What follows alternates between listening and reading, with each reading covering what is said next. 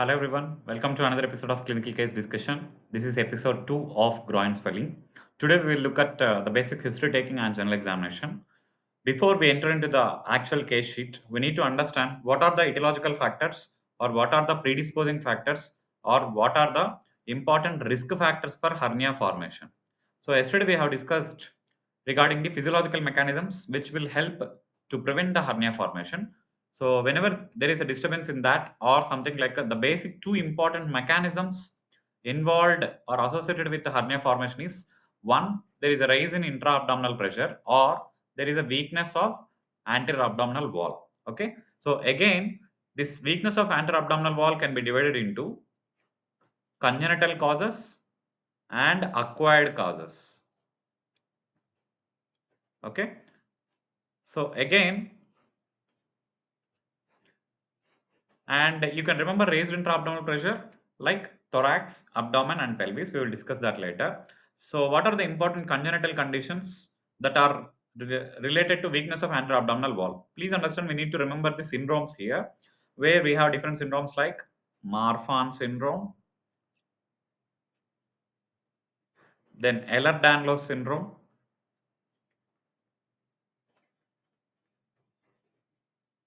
prune belly syndrome,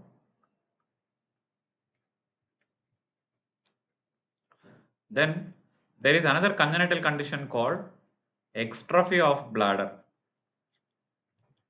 Extrophy of bladder, which is also called ectopia vesicae. It's a congenital condition where normally the lower abdominal wall should fuse at a time. But in few people, the lower part of the anterabdominal wall will not fuse together. And you can directly see the urinary bladder there. So it is related to your weakness of anterabdominal wall where hernia is more common. Okay.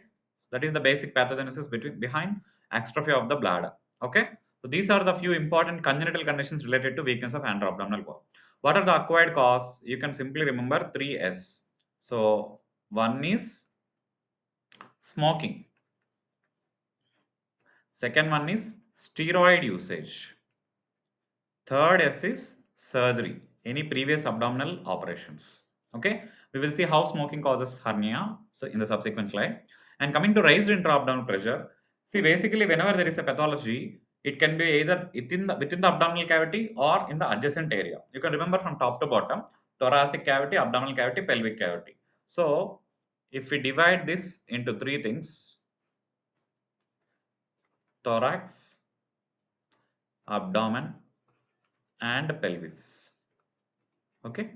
So regarding the thorax, whatever the disease that is related to chronic cough, because this chronic cough will increase raised intrathoracic pressure, which will indirectly cause the raised intra-abdominal pressure. So what are the diseases where you can have chronic cough? One is TB, second one is COPD. Now coming to abdomen, please understand, whenever someone else is coming and occupying the space within the abdominal cavity, it will raise the intra-abdominal pressure. So one important condition where there is excess amount of fluid within the abdominal cavity is ascites. And another physiological condition where there can be raised intra-abdominal pressure is your uterus is growing into the abdomen, so that is nothing but pregnancy. And there is another important condition where because of the peritoneal metastasis, there is an accumulation of jelly-like material. So that condition is called pseudomyxoma peritonei. Pseudomyxoma peritonei. So these are the important abdominal causes of raised intra-abdominal pressure.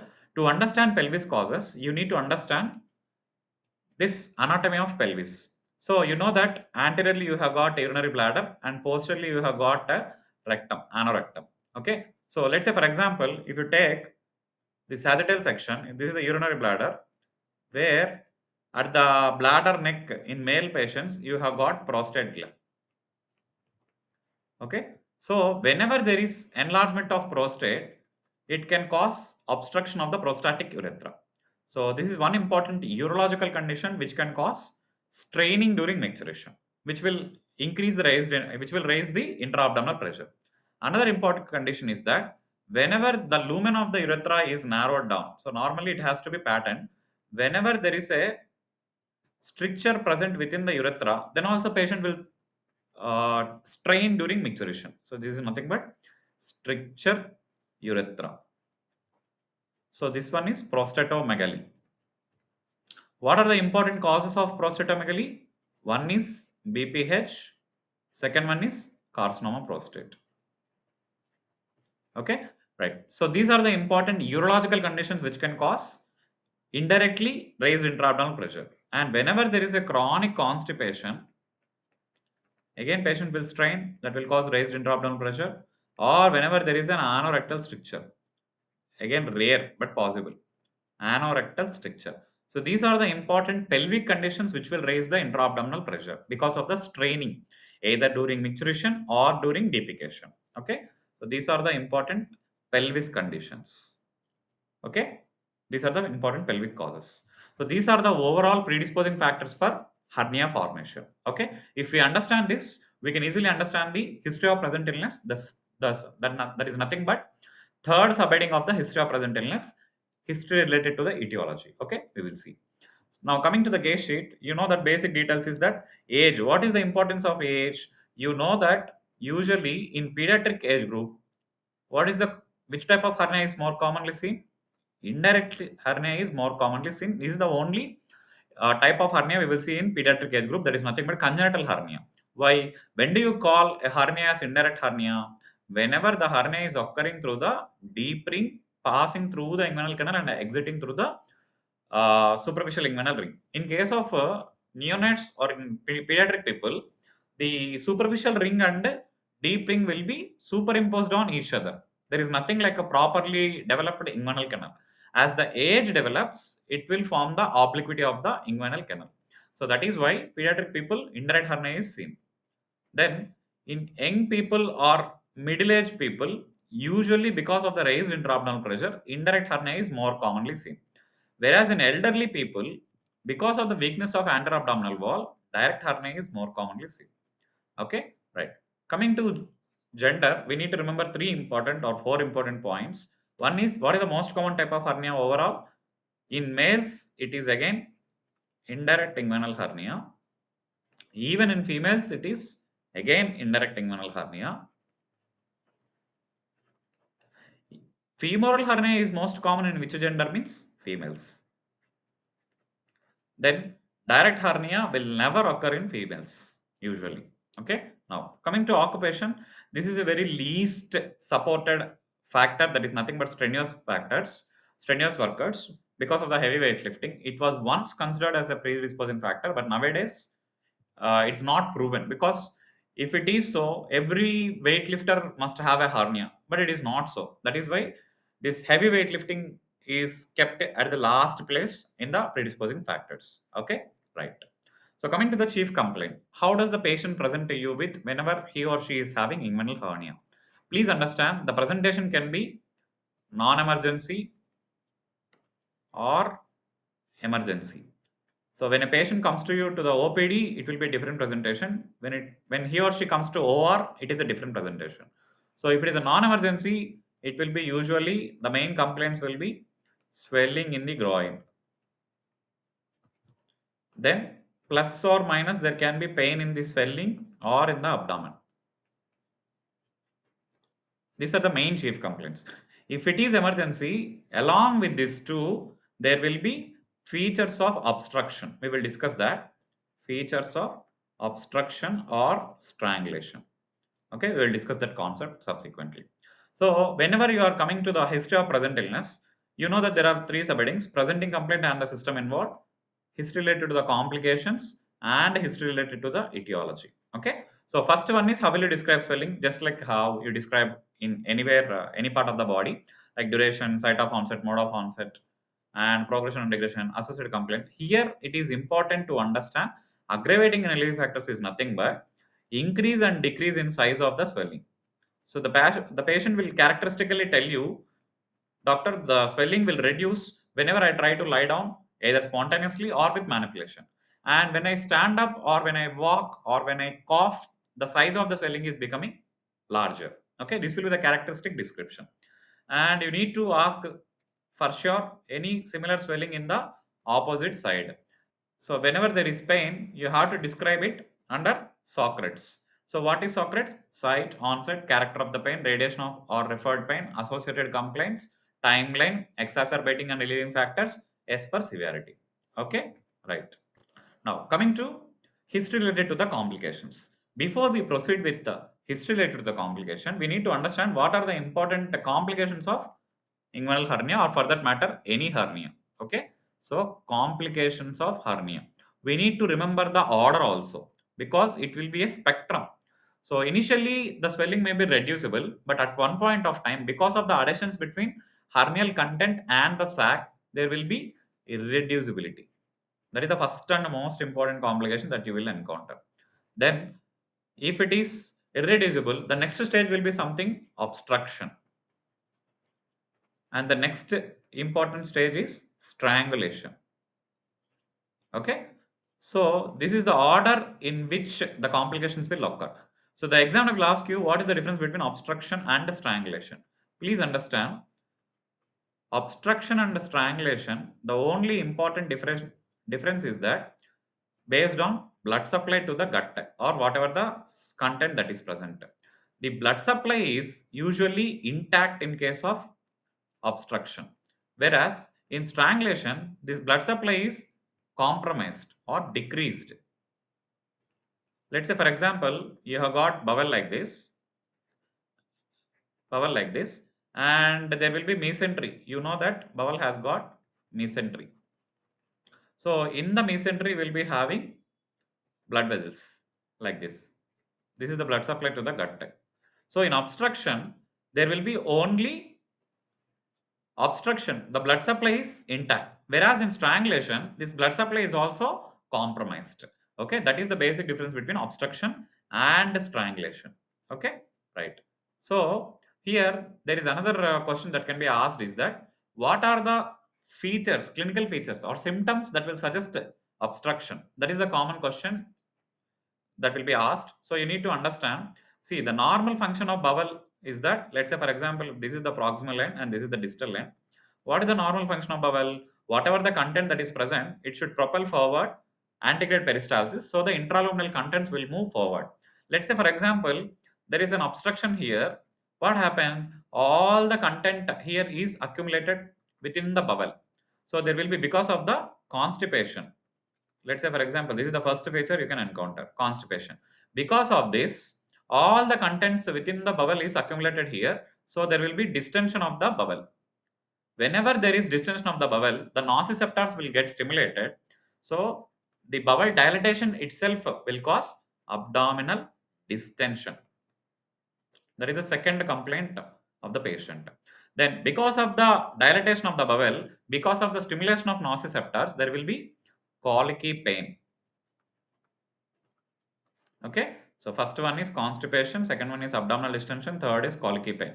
So the fourth one is, if there is obstruction within the path, what will it try to go? It will go in a reverse manner.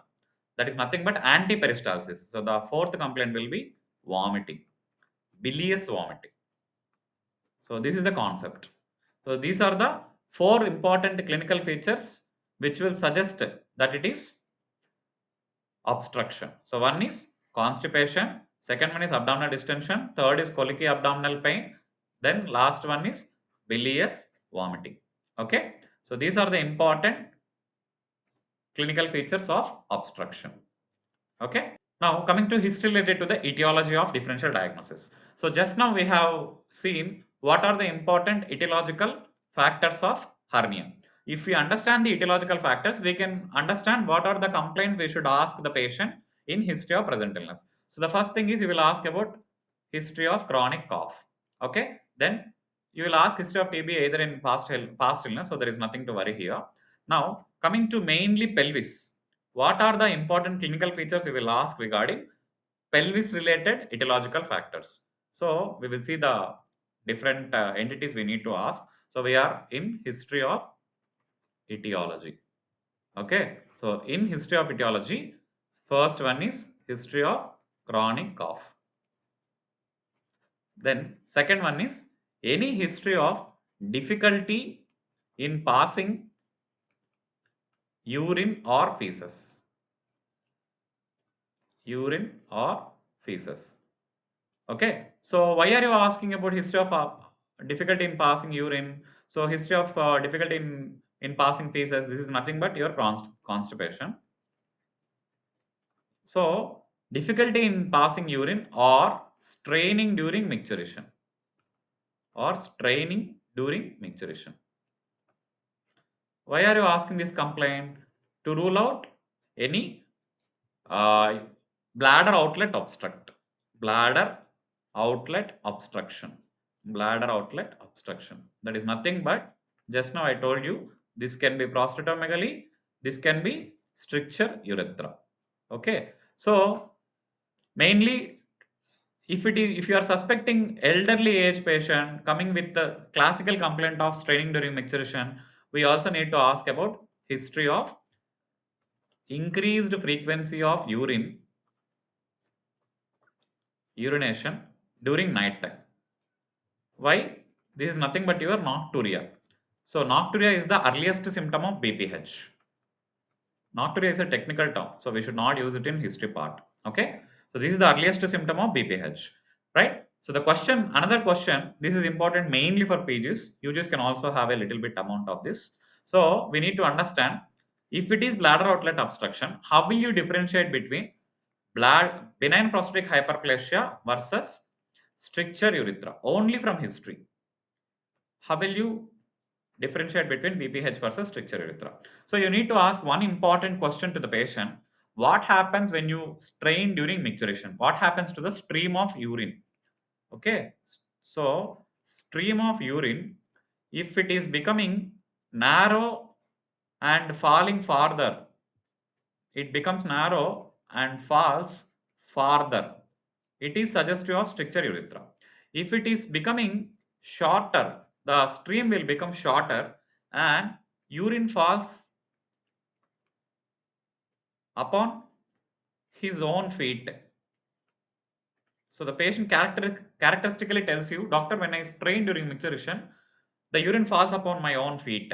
Okay, so this is the characteristic differentiation between BPH and stricture urethra. Why is it happening so? See, basically, whenever there is BPH, when the patient strains, this bladder wall is also causing pressure on the enlarged prostate like this. So the bladder wall will fold upon itself, that is causing more compression over the enlarged prostate. That is why the stream will become shorter and urine falls upon own feet. In stricture urethra, you can simply remember the mechanism. When you are trying to garden or when someone presses a hose pipe, what happens? The stream will become narrow and it will fall farther. That is the mechanism in stricture urethra. Okay, so this is the important mechanism, and this is the important differentiation between BPH and the stricture urethra. So these are the important etiological factors we will be asking. Lastly, I told you history of lifting heavy weights.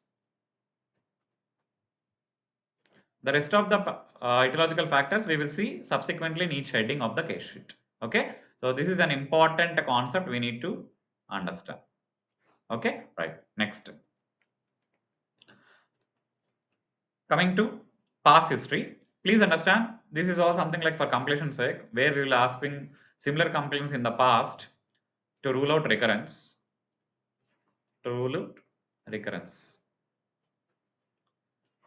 Okay, then here at this point, the examiner can ask you, let's say for example, a patient is now has now come with the right side inguinal hernia. What is the chance of occult left side or left occult contralateral hernia? Okay, so incidence of occult contralateral hernia, it is 20%.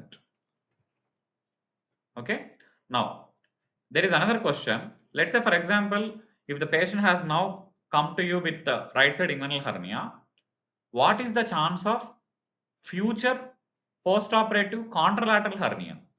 So that is another question the examiner can ask you. Contralateral hernia post-op period. Let's say for example, now you are going to operate right side. Still you need to counsel the patient. There is a 50% chance of getting the hernia on opposite side also. Okay, because of the weakness of the anterabdominal wall, or if there is a chance there is a continuation of the predisposing factor like that. Okay, right. Now coming to medical history, Diabetes mellitus is mainly important related to the wound complications. And hypertension, please go and watch Introduction to Case Sheet Writing. There it is more important. Asthma and TB are more important in that it is a part of your chronic cough, which is itself is a predisposing factor for hernia. Okay. Again, IHT is nothing but just for completion sake, for the treatment purpose or for anesthetic purpose. Coming to surgical history, one is to rule out recurrence. Mainly, you need to ask whether there had been any appendix surgery that had happened or any lower abdominal surgery, especially on left side.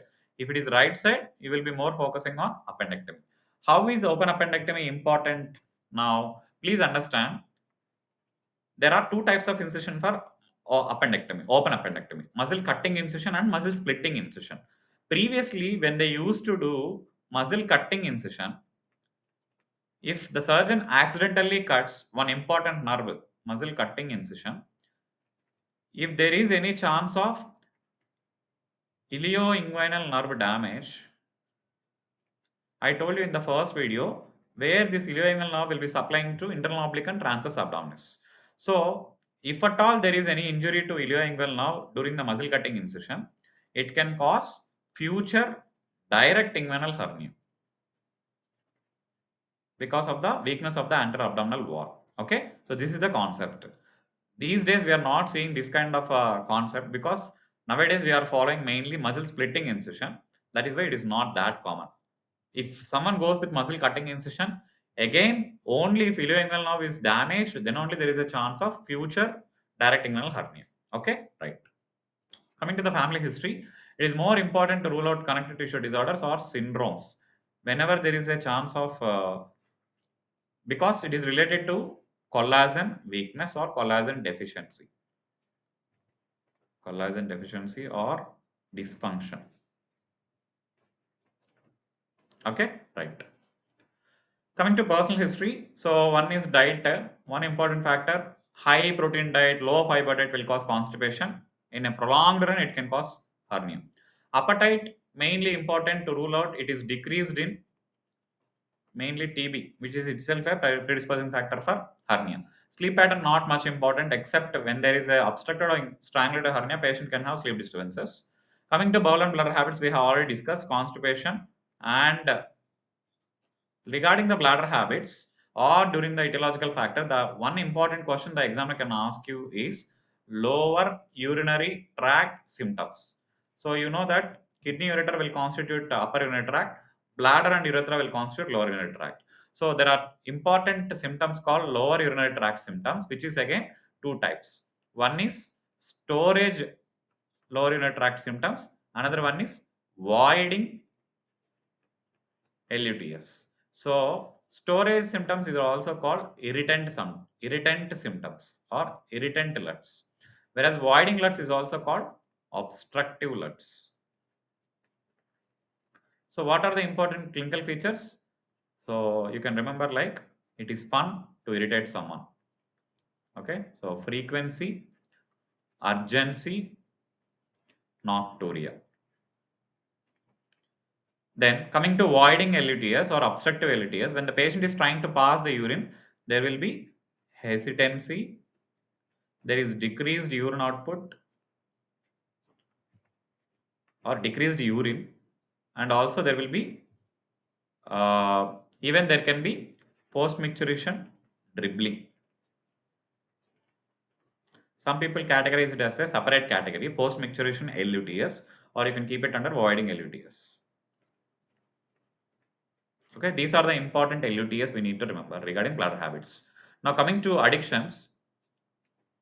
So the important addictions is nothing but your smoking, alcohol intake. How they are important? Please understand, smoking is important in two ways.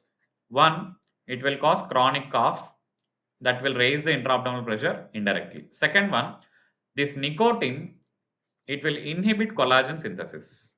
Nicotine inhibits collagen synthesis, carboxylation phase. That is important for PGs. Which phase of the collagen synthesis is inhibited by collagen?